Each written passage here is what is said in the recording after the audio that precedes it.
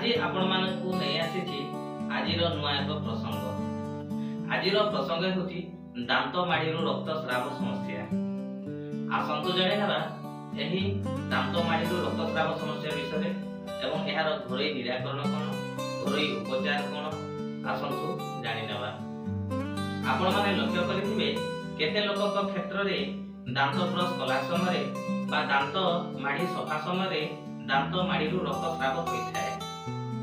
दर्शक बंधु, एही दांत माड़ीरू रक्तस्राव समस्या एक साधारण पाटी रोग होइथिले हैं एथिमे विभिन्न प्रकार डेंटल डिजीज बा दांत माड़ी रोग गुड़िक दायी रहिथाय, जेपरि कि पायरिया, गिंगिवाइटिस, पेरिडोनटाइटिस एमिति विभिन्न प्रकार डेंटल डिजीज जो मध्य दांत माड़ीरू रक्तस्राव होइथाय। किंतु एही समस्या को साधारण इंग्रजी रे ब्लीडिंग गम समस्या बोली मध्य कहा जाय। दर्शक बंधु, आसंतु जानि नेबा एही दांत माड़ीरू रक्तस्राव समस्या रो तार सहजात लक्षण गुड़िक कोन कोन।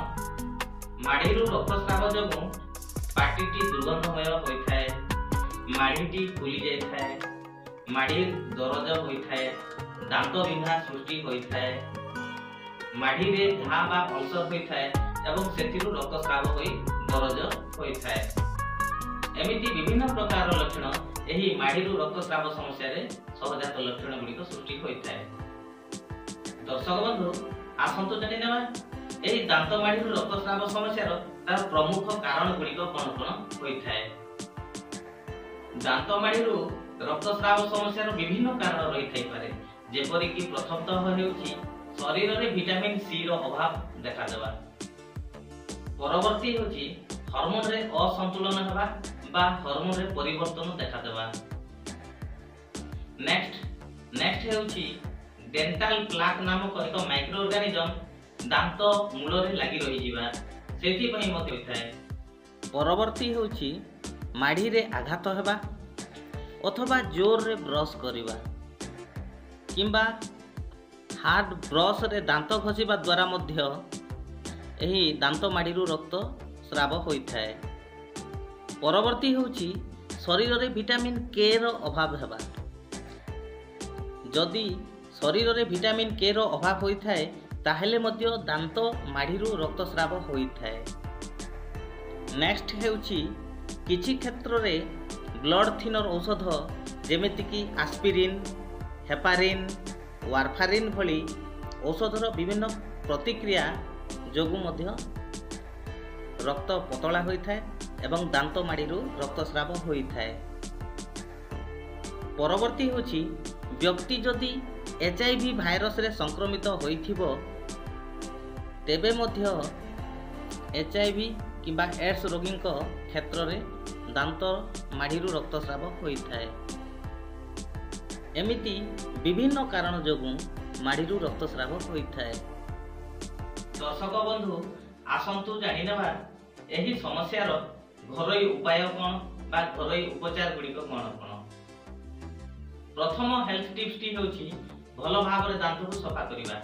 कारण भलो भाव रे दांत को सफा न कले दांत संधि रे बा मझी रे छोट छोट खाद्य कणिका गुड़िक रही पची सड़ी दांत क्षय सृष्टि करि थाए एवं दांत माड़ीरू रक्तस्राव होइथाय। एणु भलो भाव रे दिन को 2 थर आवश्यक स्थले दिन को 2 थर ब्रश करिबा एवं सॉफ्ट ब्रश बा नरम ब्रश रे हालुका ब्रश रे दांत को सफा करिबा। परवर्ती होछि हालुका उषुम पानी रे अल्प किछि लुण पकई ताकू कुली करिबा बा कुळु गुंचा करिबा। एमिति करिबा द्वारा दांत माड़ीरू रक्तस्राव कमी थाए। परवर्ती हेल्थ टिप्स टी होछि महू रे माड़ी को घसीबा बा दांत माड़ी और महू अल्प टिके नै प्रतिदिन घसीबा। एमिति करिबा द्वारा दांत मजबूत रहिथाय, माड़ीटी मजबूत रहिथाय एवं विटामिन सी प्रचुर परिमाण रे मिलिथाय दांत माड़ी को एवं दांत मूलरू रक्तस्राव कमी थाए। परवर्ती होछि अल्प टिके सोरिष तेल नै सेथिरे अल्प हळदी गुंड मिसई ताकू मिक्स करई दांत माड़ी रे घसीबा। एही हल्दी गुंड और सोरिष तेलर पेस्ट को दांत माड़ी रे घसीबा द्वारा दांत माड़ी मजबूत होइथाय एवं बैक्टीरियल अंश कमी जाइथाय और दांत माड़ीरू रक्तस्राव कमी थाए। परवर्ती होची विटामिन सी जनित खाद्य खाइबा किंबा विटामिन सी जनित फलमूल खाइबा। जेमिति कि जंगली अँला विटामिन सी प्रचुर परिमाण थाए। तत्सहित पिजुली, चेरी, कमला, लेंबू एमिति विटामिन सी भरपूर थिबा फलमूल गुड़िक सेवन करिबा। नेक्स्ट एवं परवर्ती शेष हेल्थ टिप्स टी होची ना तमाकू वर्जन करिबा, धूमपान त्याग करिबा।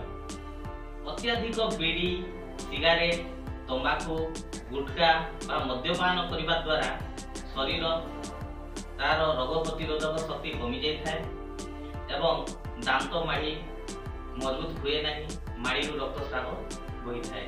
एनु गुटखा को त्याग करंतु बा धूमपान को वर्जन करंतु।